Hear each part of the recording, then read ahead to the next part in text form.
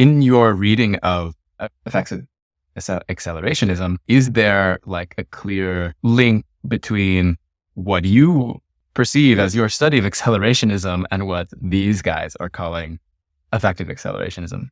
There's a definite link between what these guys think accelerationism is and what I think accelerationism is. There's no need to gatekeep the term so much. It is an accelerationism. You've put a slash and you've put an ACC in it. You've called it EAC.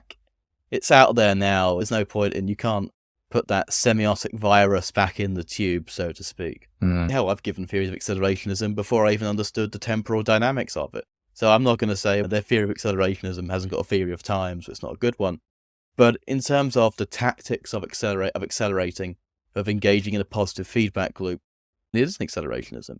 It's very much, to go to Techno-Optimist Manifesto from Mark Andreessen, it's based on a very surface reading of Nick Land. It's also based on Ray Kurzweil's idea of the law of accelerating returns, which is a positive feedback loop. You get intensifying more and more returns from technology the more you invest in it.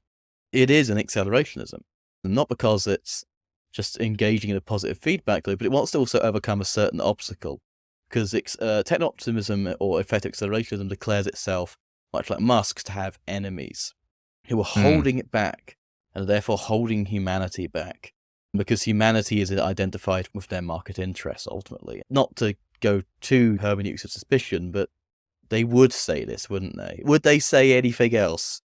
I can't think of any sort of raw impunity that you could have being a tech bro guy, given that we had the zero interest rates era, which you just got free money and that money made itself money. And if you're the head of a venture capital firm, what else are you going to believe? I can't blame them for believing this, but we can't be surprised that the ideology to grow out of this is just, if you don't give me more of the exact thing that I'm doing, you're killing humanity.